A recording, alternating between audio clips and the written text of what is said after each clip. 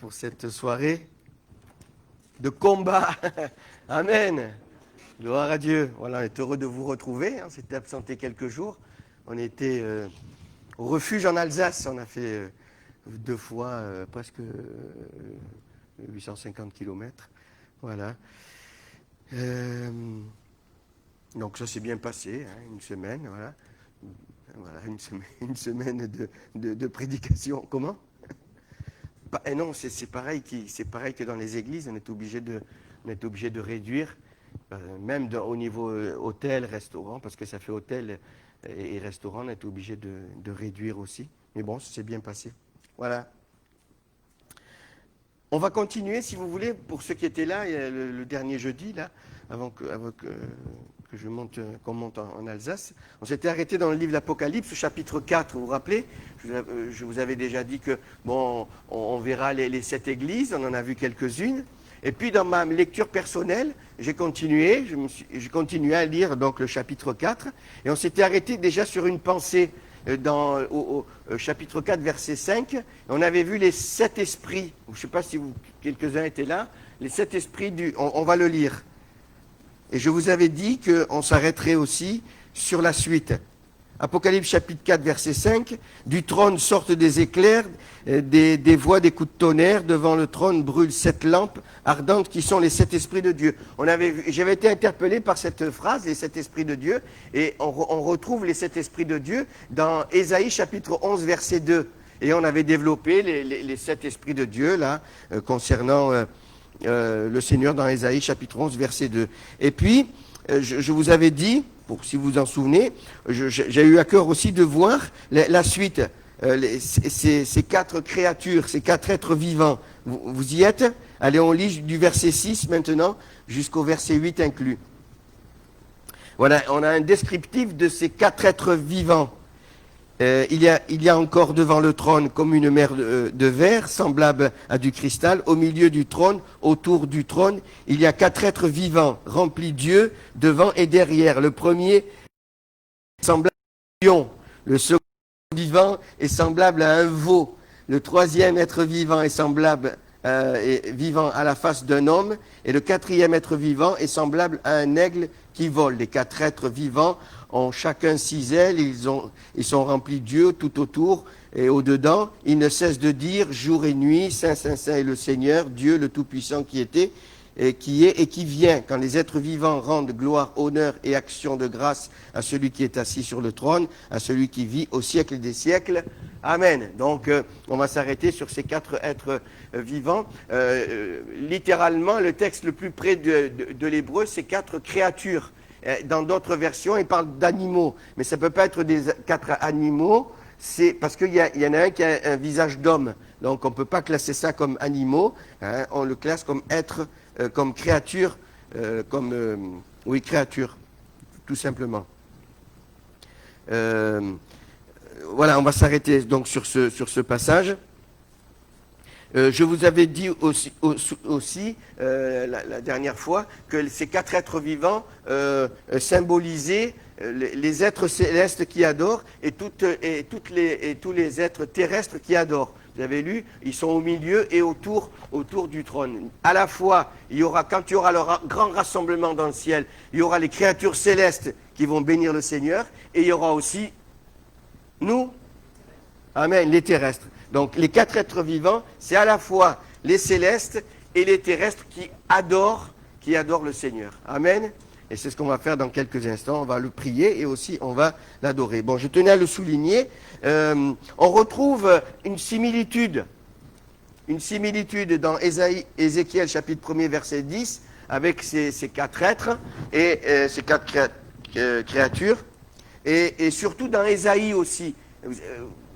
Vous avez vu, on a lu le verset 8 où ces créatures disent Saint, Saint, Saint est le Seigneur, le Dieu Tout-Puissant qui était et qui vient. Et on retrouve ces paroles dans Ésaïe au chapitre 6. Et là, je vais mettre un temps d'arrêt parce que j'ai été interpellé. Ésaïe chapitre 6, c'est quand, si tu veux le mettre, Ésaïe chapitre 6, verset 1er, l'année du roi Osias, c'est et Ésaïe qui a vu le Seigneur. Vous vous rappelez de ce passage? Les pans de sa robe descendaient et il va réaliser quelque chose. On m'a dit qu'il ne fallait pas que je bouge, alors il va réaliser quelque chose. Il va réaliser quelque chose. L'appareil ne marche plus. Il va réaliser son état. Vous vous rappelez? Il dira, je suis un homme pécheur, un homme impur, j'habite au milieu d'un peuple dont les lèvres sont impures et mes yeux ont vu le roi, etc., etc. Et c'est à partir de là que ces séraphins qui criaient Saint, Saint, Saint et le Seigneur sont venus vers lui. Ils ont pris sur l'autel une pierre qui a touché les lèvres et le Seigneur dira, on va le lire,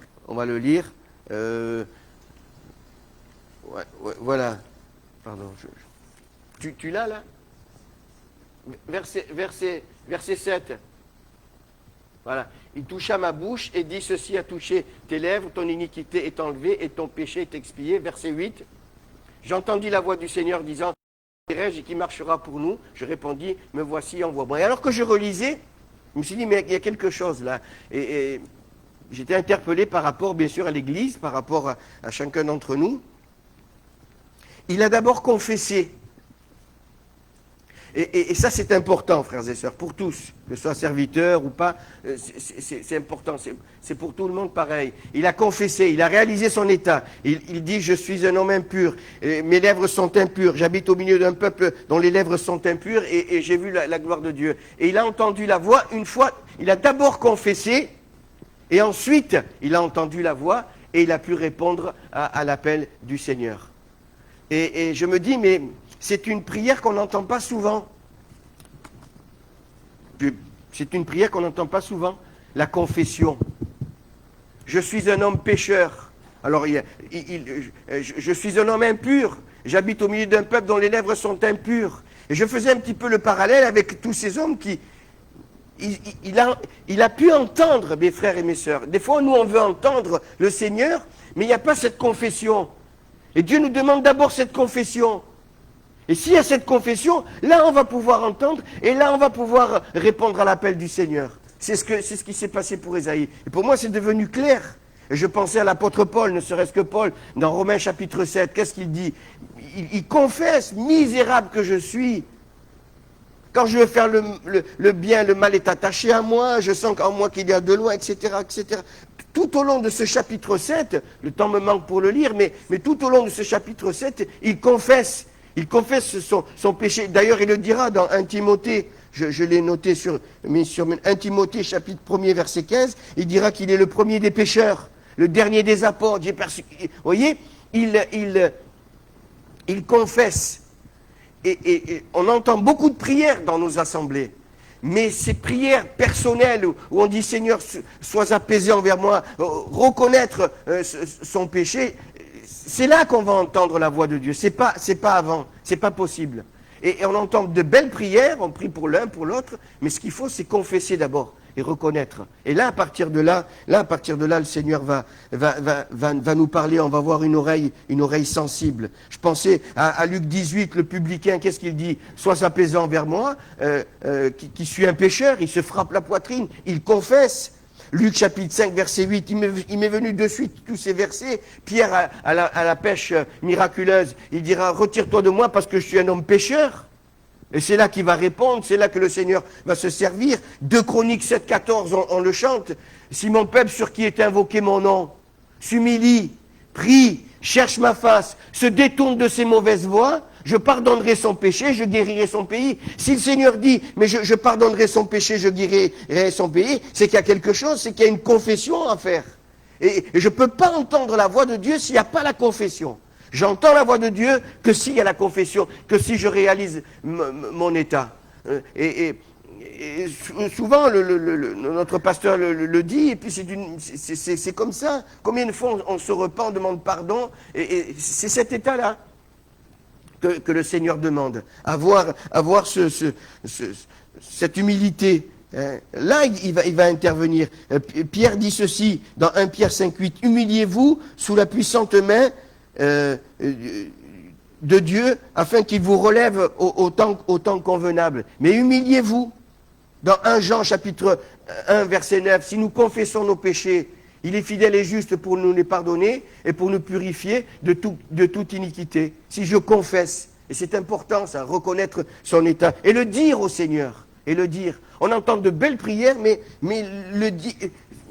cet état d'humilité, on l'entend moins, et c'est de cette manière-là qu'il a pu répondre, et ensuite il y a eu les séraphins. Je tenais à le dire, et maintenant on va revenir sur le livre de l'Apocalypse, et on va s'arrêter sur ces 4 créatures. On va commencer par le lion, on l'a vu. Le premier être vivant est semblable à un lion. Le lion. Il y a deux pensées dans le lion. D'abord, le lion, c'est le lion de la tribu de Juda, c'est le Seigneur. Et il est dit dans Proverbe 30:30.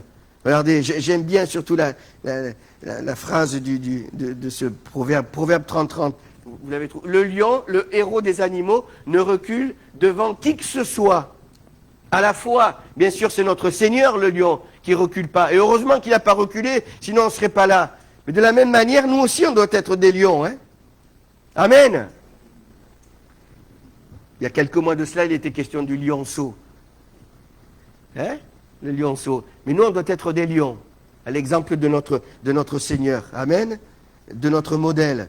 Osée chapitre 11, verset 10. Regardez ce qu'il est dit. Chapitre 11, verset 10.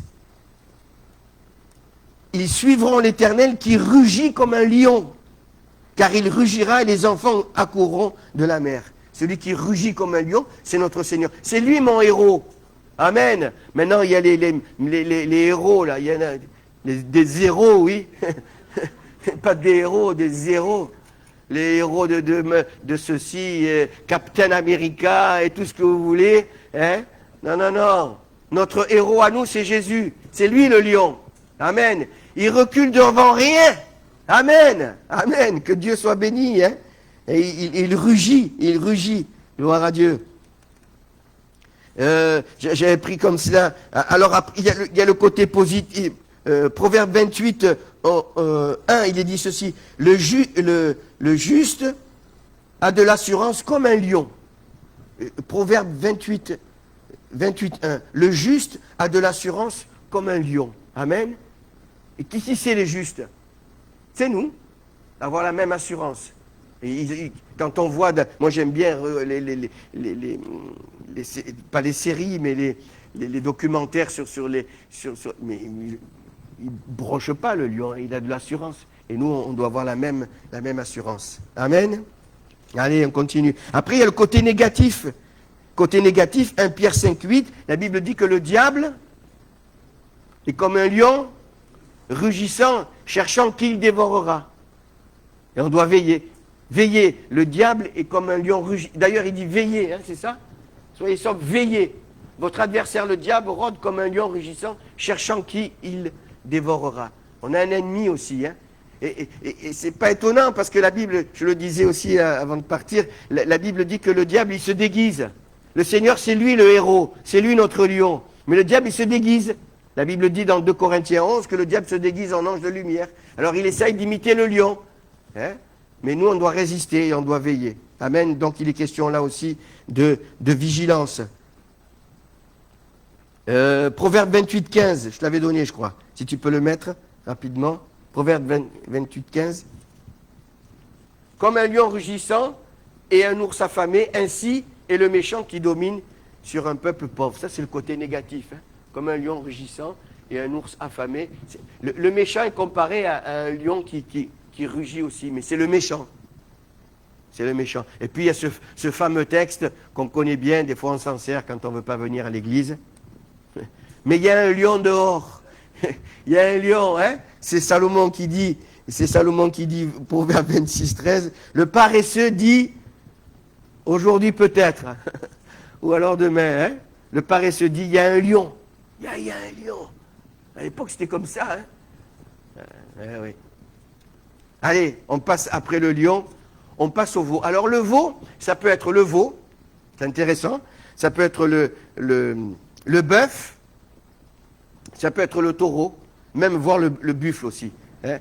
Et quand on regarde ces 4 animaux, les 4 sont symbole de sacrifice. Les 4.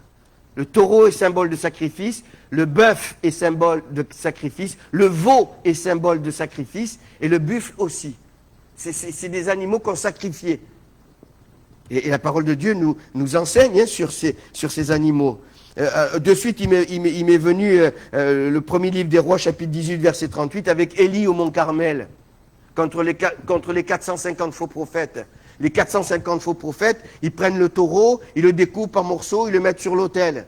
Ils sautent comme des cabris pendant toute la matinée, ils se font couler le sang, ils invoquent leur Dieu, rien ne se passe. Et puis Élie prend le taureau, il fait la même chose. Il le coupe en morceaux, il le met sur l'autel, il arrose, il remplit les rigoles, et puis il n'a pas fini de prier que le feu du ciel est tombé et il a consumé. Donc le taureau, ça nous parle de sacrifice. Et le chrétien, c'est un taureau aussi. Hein? Amen. Allez, je parlais du veau aussi. Et alors que je pensais au veau, de suite il m'est venu un texte qu'on cite assez souvent, c'est l'histoire du fils prodigue. Le veau gras. Vous voyez? Le veau gras. Va tuer le veau gras. Hein, on sait ce qui s'est passé. Le fils le plus jeune, il prend l'argent et il s'en va, c'est la catastrophe. Et puis il revient, il entre en lui-même, il dira, mais dans la maison de mon père, il y a ce qu'il faut, j'irai vers mon père, je lui dirai, j'ai péché contre le ciel et contre toi. Le père l'accueille, il lui donne l'anneau, il lui donne des souliers, il lui donne un vêtement et il dira, allez tuer le veau gras, parce que mon fils qui était perdu est revenu. Amen. Et donc ils vont se réjouir. Et vous savez qu'il y a ce fameux, le fameux frère, le fameux frangin qui lui, il était là, mais bon, moi je suis resté, moi je reste à l'église, moi je reste à l'église, mais bon, il n'était pas meilleur que celui qui était parti. Hein. On sait ce qui s'est passé. Mais là, ils se sont réjouis, ils ont tué le veau gras. Et je pensais encore à Élisée aussi, quand il a reçu l'appel, 1 Roi 19. Vous savez, il labourait avec la 12e paire de bœufs. Élisée était riche. Il labourait avec la 12e paire de bœufs. Il comprend le signe d'Élie, il lui jette son manteau, il sait qu'il doit arrêter. Il prend la paire de bœufs, de bœuf. Bœuf, c'est au pluriel. Bœuf, c'est pas au pluriel. Hein. Il prend la paire. Et avec l'attelage, il brûle tout.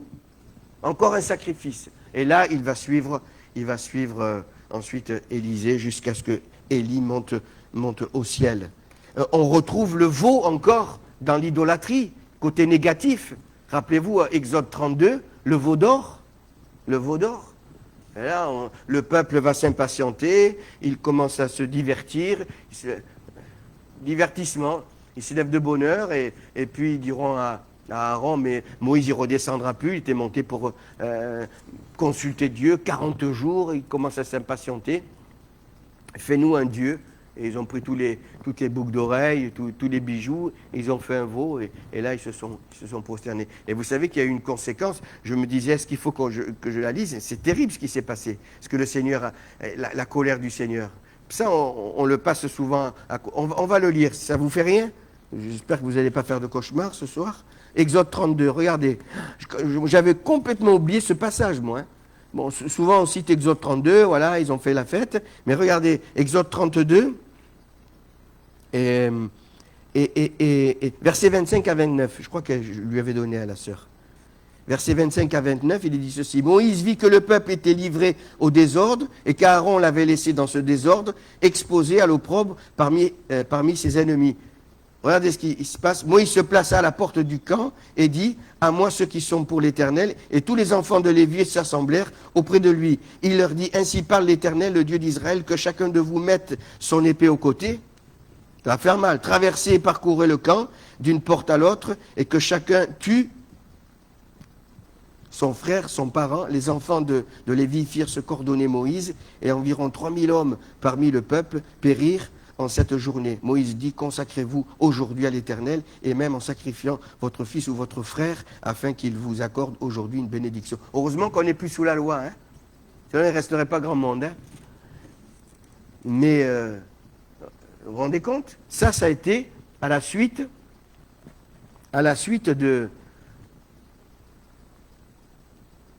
du veau d'or. Du veau d'or.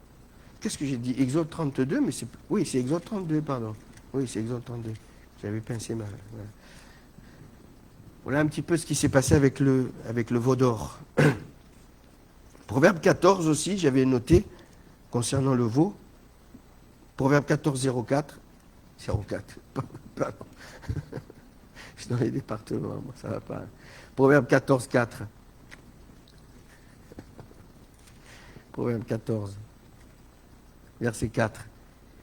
Et ça nous touche, ça. Et je terminerai cette pensée avec un verset du Nouveau Testament. S'il n'y a pas de bœuf, la crèche est vide. C'est à la vigueur des bœufs qu'on doit l'abondance des revenus. Amen.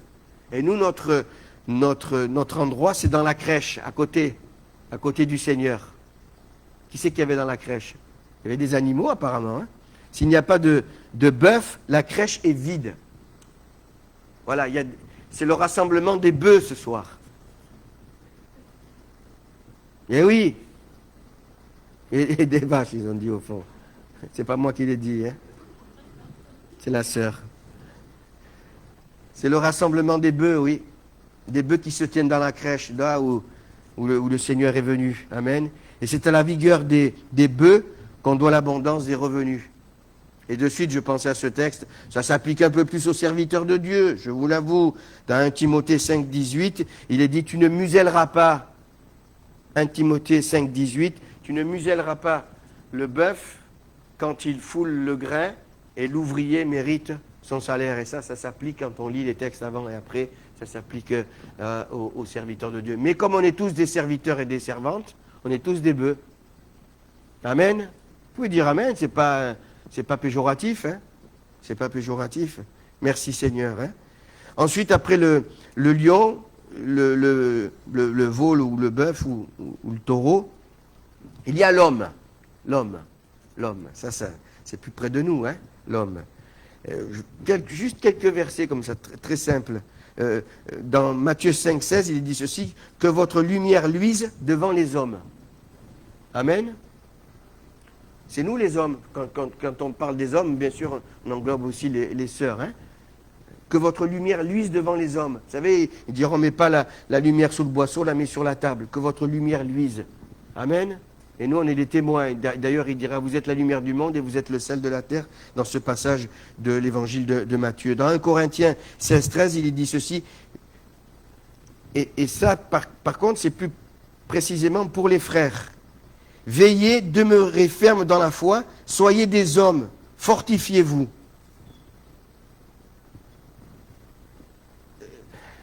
Un frère me parlait du ministère féminin. Ministère féminin, moi je suis contre à 100%. Hein? Mais on disait, mais si les hommes ne reprennent pas leur rang, eh bien voilà, c'est ça. On va laisser la place vide. Hein? C'est pour ça que la Bible dit pour les frères, soyez des hommes. Soyez des hommes, c'est-à-dire reprenez votre rang. Amen. Et là, il n'y aura pas de ministère féminin. Personne ne dit amen. Eh oui, eh oui. Comment? Mais je te le dirai tout à l'heure. Proverbe 2, 21. Les hommes droits habiteront le pays des hommes. Pardon, les hommes droits habiteront le pays. Les hommes intègres y resteront. Amen. Les hommes droits habiteront le pays.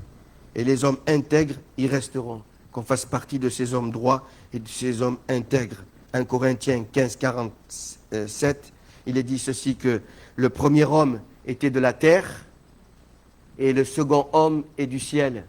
Amen.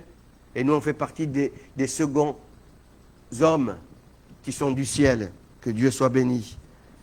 Je termine avec Marc 9, 49. Il est dit ceci.